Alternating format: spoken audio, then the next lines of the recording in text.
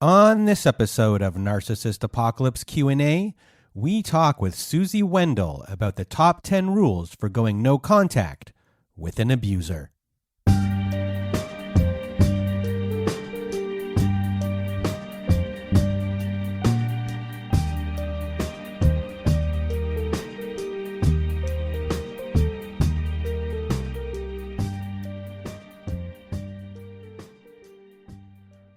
Welcome to Narcissist Apocalypse Q&A, everyone. I am Brandon Chadwick, and with me today we have Susie Wendel. How are you? I'm good. How are you doing today? I am doing well. Thank you for asking. And for those that don't know you, Susie Wendel is a trauma recovery coach, a narcissistic abuse specialist, and an MSW candidate. And today we are going to be discussing the 10 rules for going no contact with an abuser. But first, let's discuss the why is this needed. So tell us why this is needed, Susie.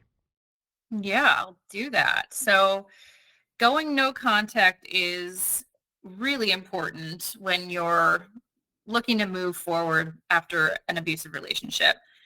There's a number of reasons why. First of all, there's this thing called a trauma bond. I'm not sure if you've done any episodes on a trauma bond, but I don't want to get into it too much here, but it's basically a bond that forms between the abuser and the victim that comes from the cycle of abuse, that intermittent reinforcement that happens during an abuse cycle. There's highs and there's lows, and there's these, moments where the relationship, where things feel okay, and then there's these moments of, complete terror and abuse happening. So it's that cycle of abuse that cements a trauma bond between the victim and the abuser. So going no contact is the most critical piece to actually breaking that trauma bond. So that, I would say, is number one. The next piece kind of goes along with it, that healing, in order for healing to take place, you can't be living in chaos. So it's really important that you break contact and start experiencing some peace and some safety so that your body can be in a place to actually be able to start healing. The other piece is just gaining clarity with time and with space. That fog that abuse victims often feel coming out of these relationships starts to lift, and you're able to just start thinking more clearly and seeing things for what they truly were. And then last, I would say just being able to regulate your nervous system. Abusive relationships really disrupt our nervous systems. We find ourselves living in a constant state of hypervigilance. So by going no contact, you're allowing yourself, your nervous system, to finally start coming down from that, to start experiencing some stability and be able to just regulate yourself much more effectively. So all of those things are big reasons why it's important to go no contact. And I'm going to add to that just a tiny bit. And as we all know, when it comes to abuse and someone trying to leave abuse, it takes on average 7 times to leave the abuser. And, when trying to establish no contact, the abuser can play on a lot of things. You mentioned the fog, fear, there's obligation, and there's guilt. Whether it be contact happening and saying, are you going to leave, are you going to let the children not have a relationship with their dad? Fear of, okay, this person has gotten back to them now. There's a threat on me or the kids or family members, things that are kind of in there. You said you were, marriage was for life. You were going to stay with me forever. Don't you remember? So they can start playing into these fear-based things, these obligation-based things, these guilt-based things that are part of that trauma bond, that are part of that addiction, and can also a little bit be separated because, threats are a little bit different when children are at play here as well. Things can be a little different. So many times on the show have I heard someone say, my child deserves to have like both parents in their life. So when someone comes in and then reminds you of that. It can really pull on a lot of those things, combined with the addiction aspect of everything. And it's why, all those things together, makes the importance of going no contact, or at least for some people who can't go no contact, minimal contact, uh, low contact. Because for people that have to use like our family wizard or things like that, the least amount of contact is the best amount. Because then also they're going to try and get a rise out of you too, and Absolutely. because some of them just want to win, and they know if they ruin your day, they're winning. Right, right. It's a control thing. If they know, even if you're not still in a relationship with them, if they know they can control your mood or your reactions, that's still giving them that sense of satisfaction. Have you experienced that yourself? Yes, I have. I did for many years, and I still have things come up from time to time, but it was definitely the worst, in the years immediately following my divorce personally. Yeah, and the rules that I have today for going no to contact are kind of centered around individuals who don't have children, but we will talk a little bit more towards the end if you do share children with the abuser, some things to keep in mind. But a lot of these rules you can still apply if you have kids. It's just scaled back a bit, like you would say. Like we can't, in most cases, we can't go no contact with our kids' parent, but we can go low contact, and there's ways that we can protect ourselves and not get sucked into their abuse tactics or sucked back into the relationship. So let's start off with number one here. And number one on your list is get your mind right, prepare mentally and emotionally. So take us through this one. When you leave an abusive relationship, it's not what you go through emotionally, and what's happening in your body is not unlike breaking a substance use addiction. So you need to have some understanding of what's ahead of you. Most narcissists don't go away easily. I like to say, they don't go gentle into that good night. They want control, they want validation, and when they sense those things slipping away, they usually will pull out all the stops to either get you back into the relationship, make you feel guilty for leaving, rewrite history and what happened in the relationship. There's so many tactics that abusers will use to try to pull you back into that relationship or to make you feel terrible for leaving. So again, it's just important to get your mind in a place where this most likely won't be easy. And I'm not trying to scare anyone away from leaving a relationship like this, but you have to be prepared. And a big thing abusers will do is they'll say they've changed, or they'll make promises to change. I think that's one of the biggest things I hear from people, and why it makes it so difficult to leave. So having a plan, expecting that there's going to be manipulation, preparing for it, like you've got a little bit of a storm ahead of you, is a wise thing to do. So that's what I mean by kind of getting your mind right and in the right place when you leave. And number two on the list is stay anchored in reality. Write down all the reasons why you're leaving or why you did leave. Yes. So when you leave an abusive relationship, your brain will try to remember the good moments. This is also, again, part of the trauma bond and that biochemical reaction that's happening inside of your body. It's like our mind almost plays tricks on us. Most abuse victims experience what's called cognitive dissonance too, where you've experienced these like dramatically different people in the relationship, or a very different person in the relationship, where they're not always abusive. There's times when they're sweet and they're loving and you have good moments, but then you've got these abusive situations. So it leaves the victim feeling incredibly confused, questioning their reality. Like, was the abuse actually that bad?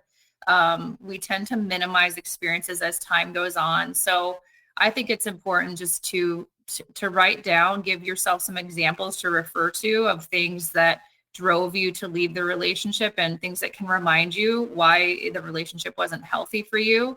and refer to those when you're having those moments of questioning yourself, or moments of weakness of wanting to go back to the relationship. One of the things that I like to tell people is a form of writing things down without writing things down.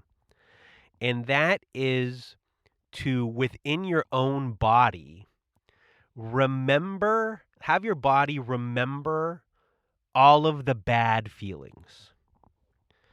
And to like really sit there and ingest all of the bad situations that occurred and how your body felt after, and to imprint that on your brain as like this recall thing, like to really consciously do it.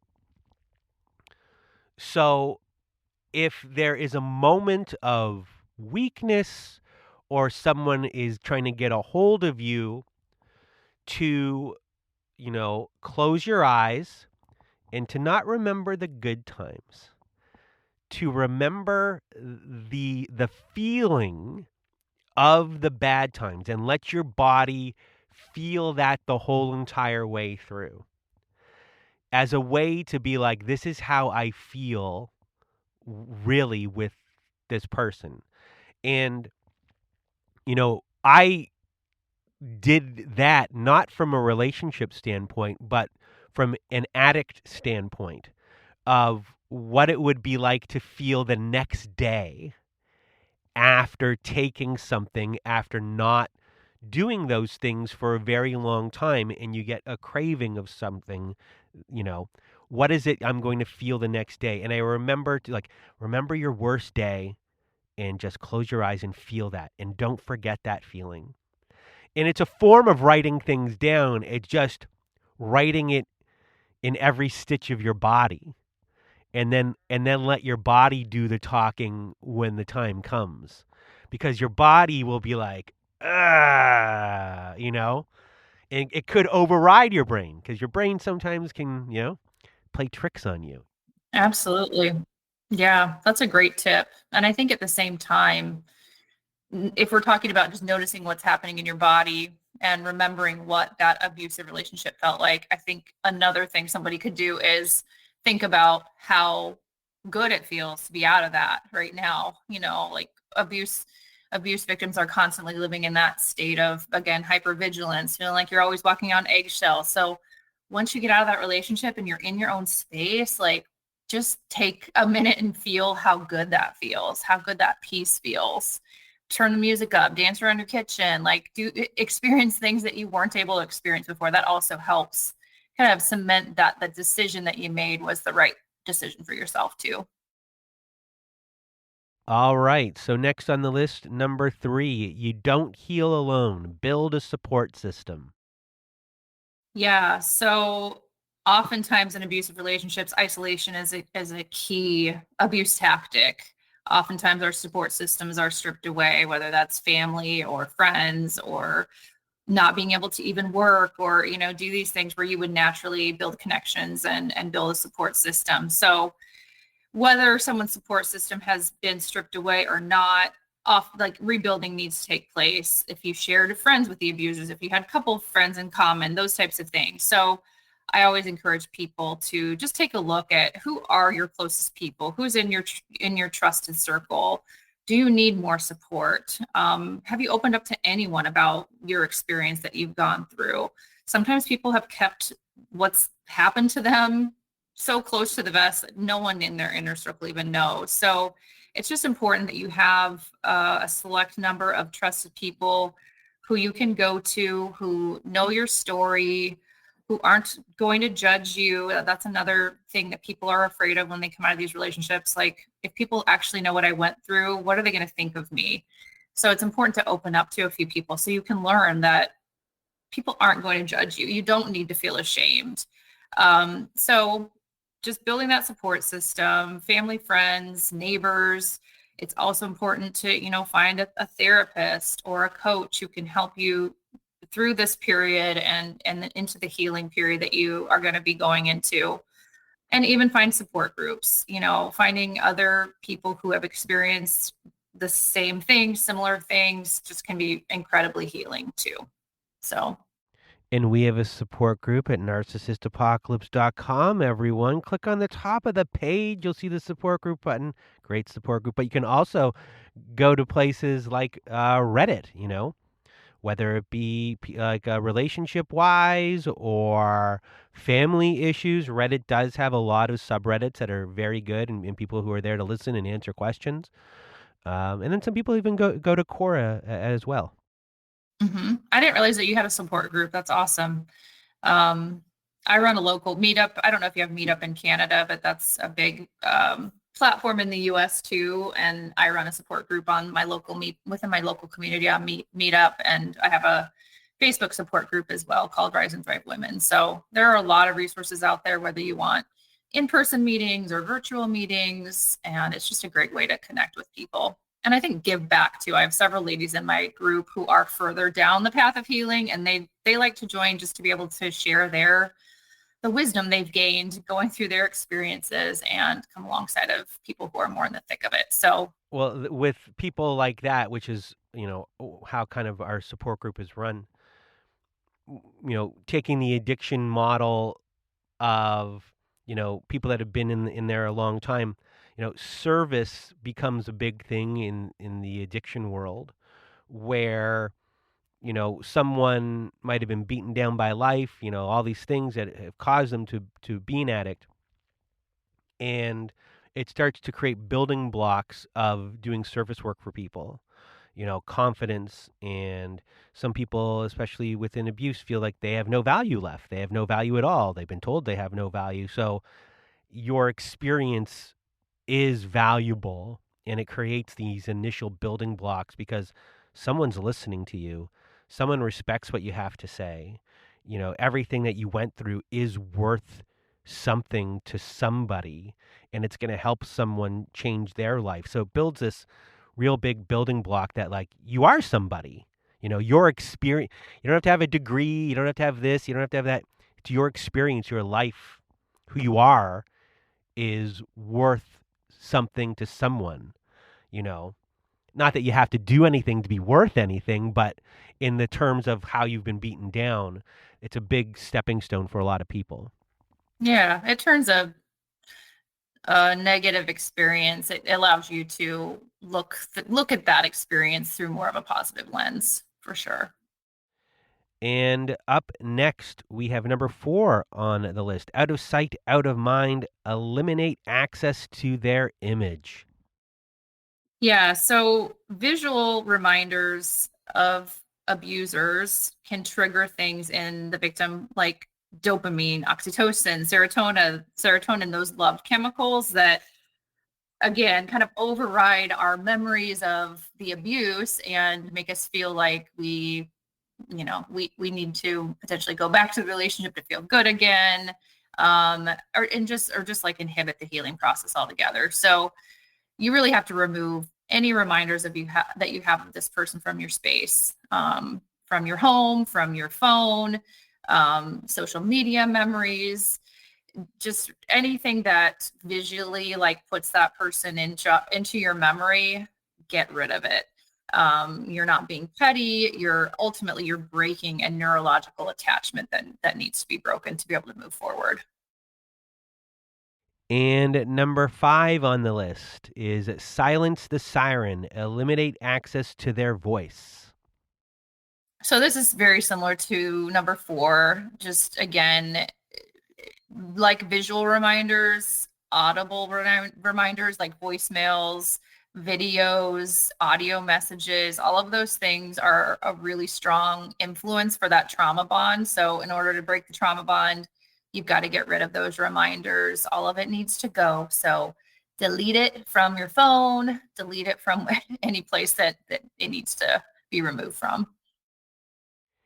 And even I'm going to go a little bit step further with like number 4 and 5, and we're going to be bringing up something similar to this in a second.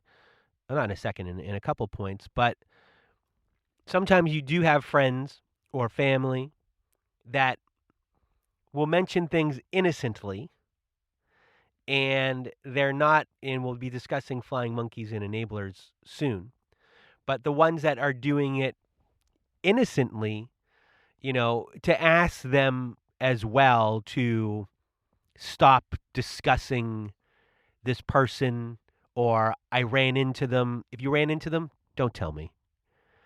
You know, if this happened, or I heard this through the grapevine, I don't want to know. The less you know, the better. Even if it's like news that you might think you would enjoy, you know, it's better that the other person just not know. It's going to bring a flood of different things that are going on. Right.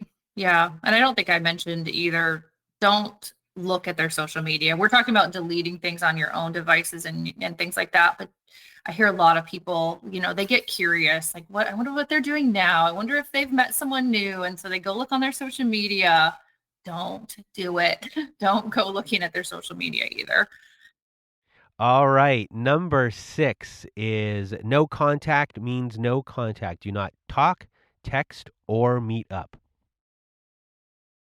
Yeah. So I think this goes back to where we started, that I say narcissistic people, abusive people will pull out all the stops when these relationships end. They will try to get answers as to why you left. They will try to meet up with you to talk things out. They will, weeks will pass, and then out of the blue, you may get a text message. Just a reminder that you don't owe this person an explanation. You don't owe them closure. You owe yourself peace. So by going no contact, you're setting that boundary, and you need to stand firm in it. So it's just ripping off that Band-Aid and not allowing yourself to get sucked into those requests to talk things out or to get closure for the abuser. You've got to just cut them off completely. And when it comes to this one, and I think this with a lot of different types of things in life, when trying to make a decision on, what to do, whether it be this situation or other, I like to say to myself or to say to other people, what's the best thing that can happen here? And what's the worst thing that can happen here? And if the best thing that can happen here is nothing, like not just indifference, or like you're not going to be gaining anything from this situation, that means it is only a bad thing can happen here type of situation. Oh, you're going to meet. What, are you going to be given $1 million? What is the benefit for you? And before you even can talk or text, you say to yourself, what is the actual benefit for me in this situation? And if it is nothing, and then you say, what is the worst case scenario in this situation? And you can come with a laundry list of things. That right there is the answer to your question of what to do. And that just doesn't mean just a relationship type of thing. I use this in all aspects of life and decision making. Even, should I release this on the show? Well, what's the benefit of this? What is, the worst case scenario? And sometimes there is none. It's just like a personal thing. And, when you're doing certain things like this, or you're a media company or whatever, you don't want to do something wrong. You got to stop and kind of think, like, what are the benefits and what are the, drawbacks? And in cases with no contact and an abuser, maybe they'll try and convince you that there's benefits, but they probably tried to convince you that for a very, very long time. Right. And you've never seen those benefits. Or if you did, they were in like the first months of the relationship. I'm sure one benefit they might throw at you could be, I know you're financially not doing well. I do have money here for you, but then it comes back to everything always has strings.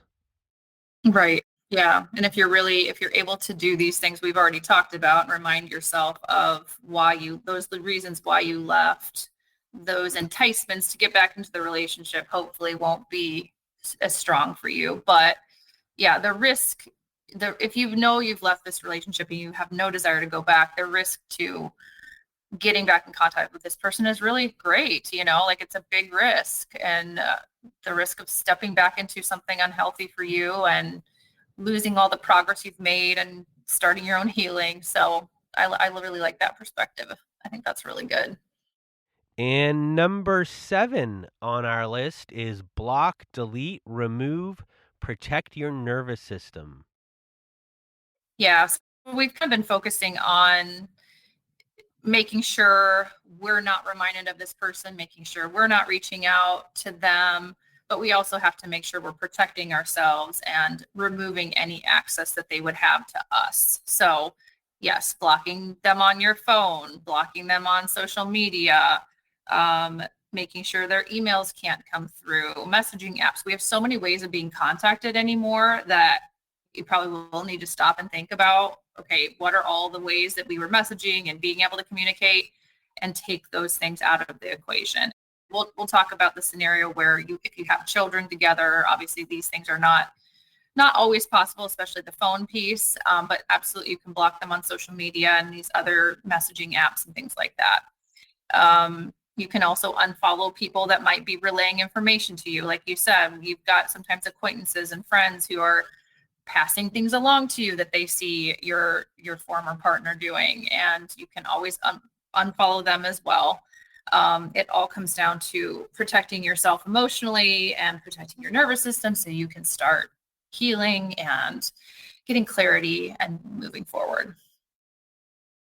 And number 8, we have cut off the flying monkeys and enablers, stop engaging with their allies.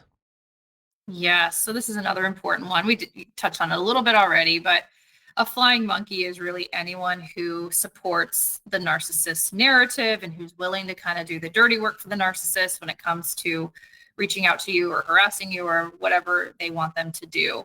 So, you can't engage with those people any longer. Sometimes this can be a really difficult thing because sometimes the flying monkeys and enablers are people you've grown close to. Maybe they're the abuser's family. Maybe you had some couples that you were mutually friends with, but you know that they're on the abuser's side, so to speak. You just have to make some decisions when you get to this point of who is healthy for you to have, who's healthy and safe for you to have in your life and who's not, and cut ties with those people who are not safe for you. So it's another big one.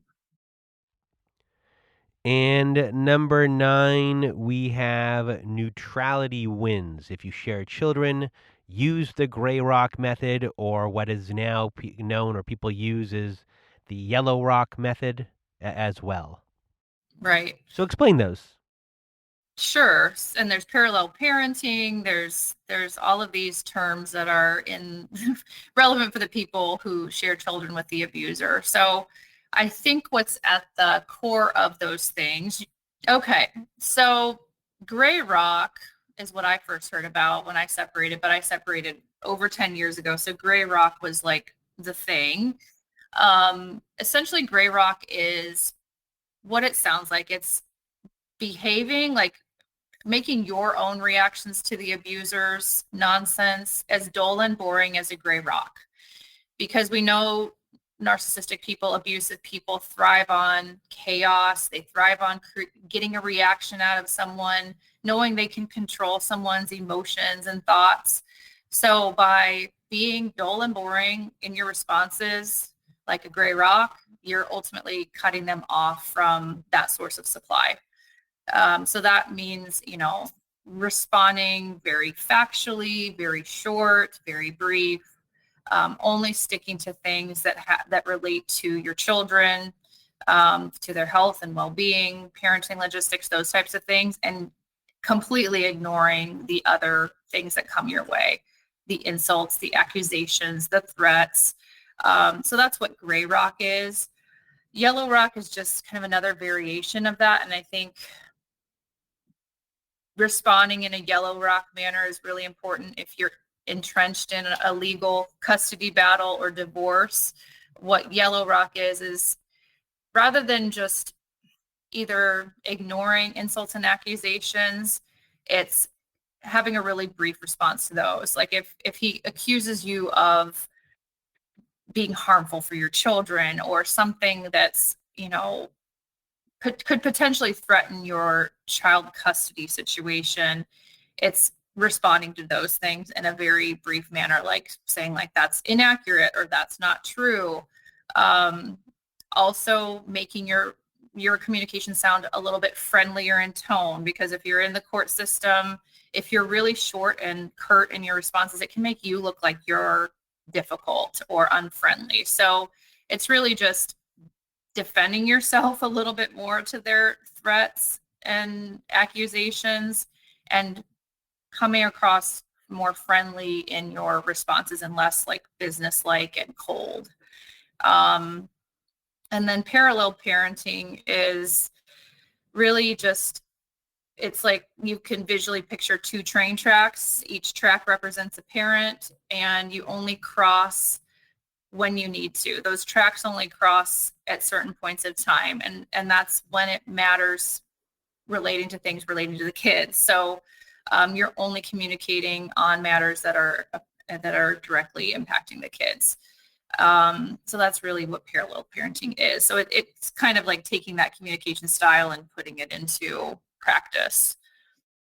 And when it comes to all of these things, and this can apply to relationships, and this can apply to politics and all these things in life, is a fire needs oxygen.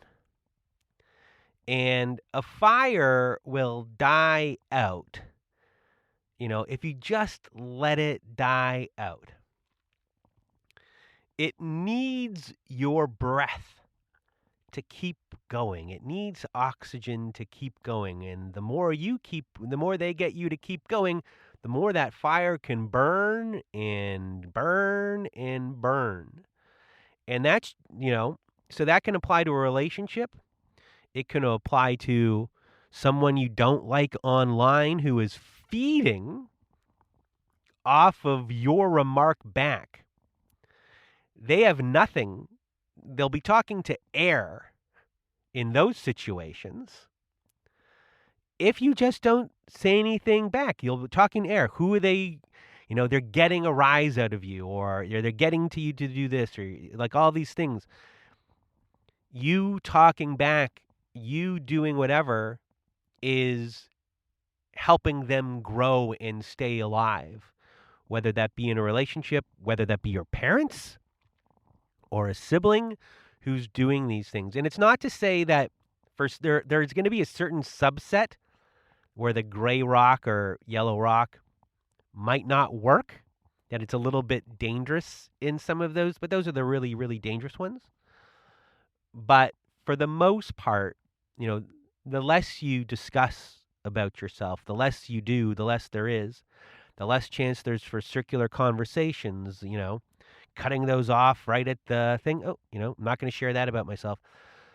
The better, oxygen makes them thrive. For sure. Yeah. And you will never win an argument with a narcissist or an abusive person. They will continue, if you defend yourself or you insult them back, like it's just going to keep coming around again and again. And that's what can be just really emotionally draining and emotionally damaging, is just continue to get sucked into those conversations.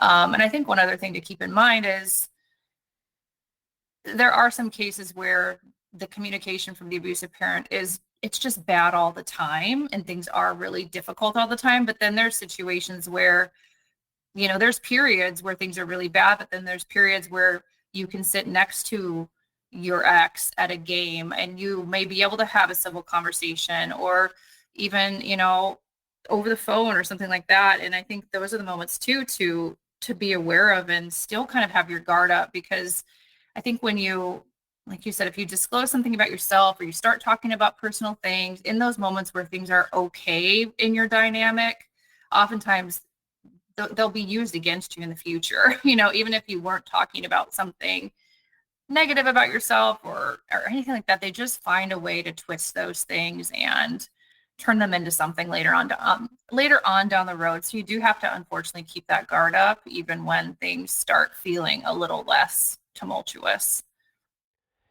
And number 10 on the list is choose you. Prioritize healing and rebuilding your life. Yeah, so this is the purpose of all of this, right? By going no contact and cutting that off and not getting sucked back into these abusive dynamics, you can finally start focusing on you. And this no contact piece isn't the finish line. It's really the starting line of your healing journey. It marks the time when you can start rediscovering what you enjoy about life. Oftentimes in these abusive relationships, we have to sacrifice our personal needs and the things that we like to do. So it's a great time and a great distraction too, if you're trying to go no contact, to pursue the hobbies maybe you put on the back burner or couldn't even explore because you were in this abusive relationship.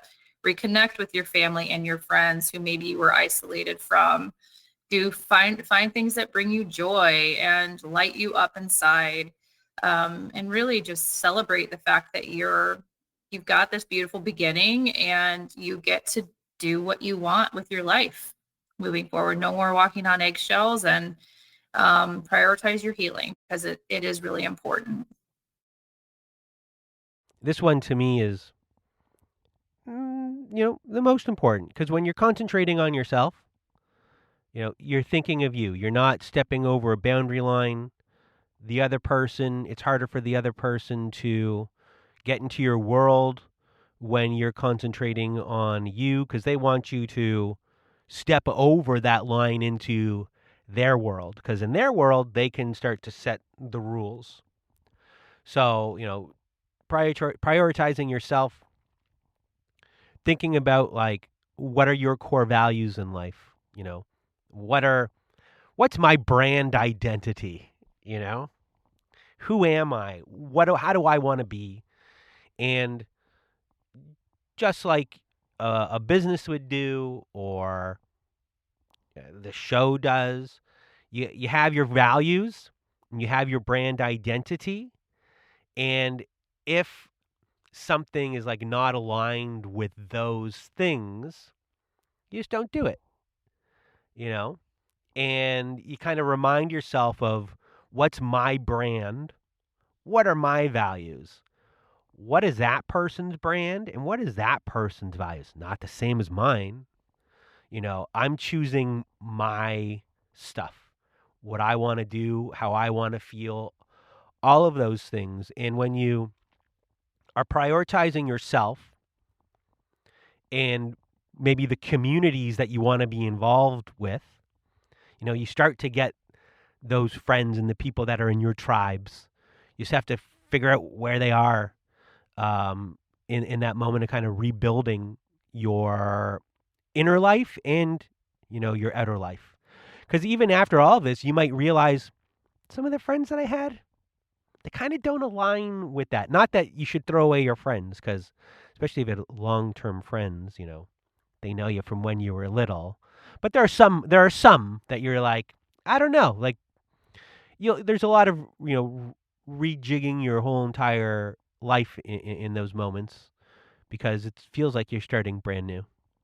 Yeah, I think once you get clarity on what you experienced and clarity around abuse and seeing it for what it is, you start picking up on things outside of that relationship. Like you said, maybe there's a toxic friendship or an issue with a family member you need to address. So it definitely opens your eyes to those things. Yeah, so what are some of the other benefits of going no contact, and what are things you kind of like try to remind people about this process of, you are in no contact, because healing and all these things aren't always linear, and you're going to have ups and downs, 3 steps forward, maybe 4 steps back, 2 steps forward, 5 steps forward, 1 step back. So what do you have to say about all of that?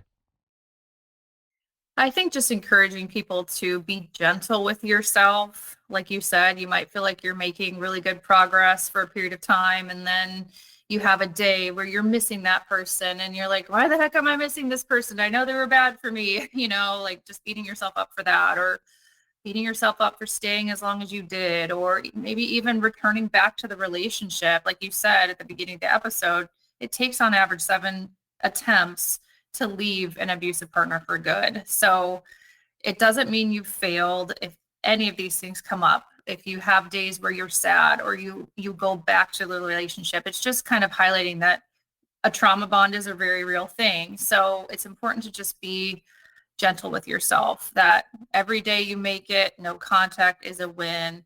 Every attempt that you've made to leave is progress. So just celebrate the small wins. Celebrate every day that you are out of the relationship and that you maintain no contact, because you're worth it. And it's a journey. It's not going to happen overnight, but hopefully these tips will help people be able to move forward and start that healing process. So, And before we leave today, Susie, would you like to tell everyone where they can reach you and everything that you have going on? And we'll put all the stuff in the show notes after as well. sure. So you can pretty much find me by my name on the different platforms I'm at. I'm Susie Miller Wendel over on Instagram. My YouTube channel is just my name, Susie Miller Wendel. I've got a lot of videos on there about narcissistic abuse, co-parenting, healing, all the things. My website is susiemillerwendel.com. So really, if you just Google Susie Miller Wendel, you'll be able to find me. I do offer free 30-minute discovery calls. So if anyone wants to just explore what working together might look like, that's an easy way to just chat with me and see if we'd be a good fit to work together. So currently I'm focused on supporting people who are in abusive relationships or recovering from abusive relationships. Moving forward, I'm going to be focusing a lot on high conflict divorce. So that's something I'll be adding more resources about into next year. So I'm really excited to just work more closely with people who are navigating the court system too, because that can be very challenging. So that's where you can find me. Very challenging. And I really want to thank you for being here today, Susie Miller Wendel, and doing this episode with me, sharing your knowledge. And, hopefully, everyone who's listening learned a little bit from this episode, and, contact Susie if you need help. So just a big thank you for being here with us today. Thank you for having me. It was really great to get to know you a little bit. Well, thank you once again, Susie, for being our guest today. And for everyone who's listening, we have a new newsletter that we put out every week. And the newsletter is really a support for our weekly Survivor Story episode, where there's a lot of reflections going on. There's 5 things inside. We don't know what the 5 things will be every single week. It all depends on what actually happens in the episodes. There's a lot of reflections and questions, or how those things have gone on in your relationship or in your life as a whole. They can be patterns and things like that. And we also have a downloadable workbook that will come with it as well. If you want to join our newsletter, it is free. And you can go to narcissistapocalypse.com. On the front page, you'll see the sign up, or click on the link in our show notes. And that is it for today's episode. So for myself and Susie, we hope you have a good night.